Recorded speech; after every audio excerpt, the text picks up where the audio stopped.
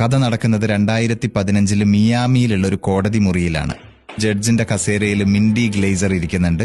Arthur booth എന്നു പേരുള്ള ഒരു കുറ്റവാളി പ്രതിക്കൂട്ടിൽ വന്നു നിന്നു. മിൻഡി ഗ്ലേസർ ഒരുപാട് കാര്യങ്ങളൊക്കെ ചോദിച്ചിങ്ങനെ വിചാരണ ചെയ്തുകൊണ്ടിരിക്കുകയാണ്.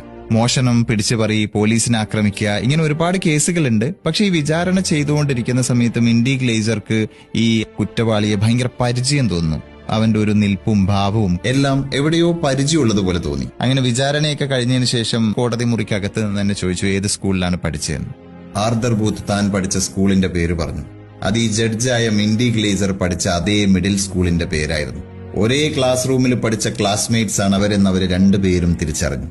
ആ തിരിച്ചറിവ് ആർതർ ബൂത്ത് എന്ന ആ കുറ്റവാളിക്ക് സഹിക്കാവുന്നതിലും അപ്പുറത്തായിരുന്നു.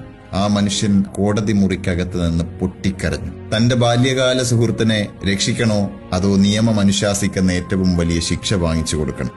മിൻഡി ഗ്ലേസർ എന്ന ആ ജഡ്ജ് അന്നവിടെ ചെയ്ത കാര്യം വളരെ ഇൻസ്പയറിംഗ് ആയിരുന്നു. കോടതിക്കകത്തുള്ള മറ്റ് സഹപ്രവർത്തകർക്കൊക്കെ ബൂത്തിനെ പരിചയപ്പെടുത്തി കൊടുത്തു. ബൂത്ത് ക്ലാസ്സിൽ ഏറ്റവും മിടുക്കനായ കുട്ടിയായിരുന്നു. ഞങ്ങൾ അടുത്ത സുഹൃത്തുക്കളായിരുന്നു. ഞങ്ങൾ ഒരുമിച്ച് ഫുട്ബോൾ കളിച്ചിട്ടുണ്ട്.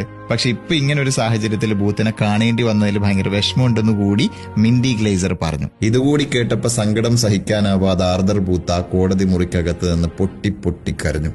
യഥാർത്ഥത്തിൽ സ്കൂളിൽ പഠിക്കുമ്പോൾ മിടുക്കനായിരുന്ന ബൂത്ത് പഠിത്തമൊക്കെ കഴിഞ്ഞതിന് ശേഷം പല സാഹചര്യങ്ങളിൽ ഡ്രഗ്സിനൊക്കെ അടിമപ്പെട്ട ഒരു കുറ്റവാളി ആയിപ്പോയതാണ്.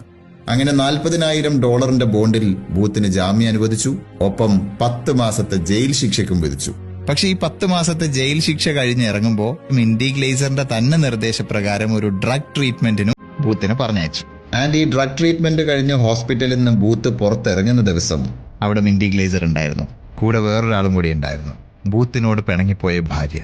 ആർതർ ബൂത്ത് എന്ന ആ കുറ്റവാളിയുടെ ജീവിതം ആ ഒരു നിമിഷം കൊണ്ട് കംപ്ലീറ്റ്ലി മാറി.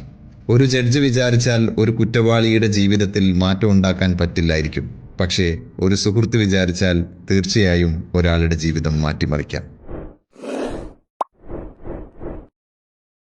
സൂപ്പർ ഹിറ്റ്സ് റെഡ് FM കേൾക്കൂ കേട്ടുകൊണ്ടേയിരിക്കും.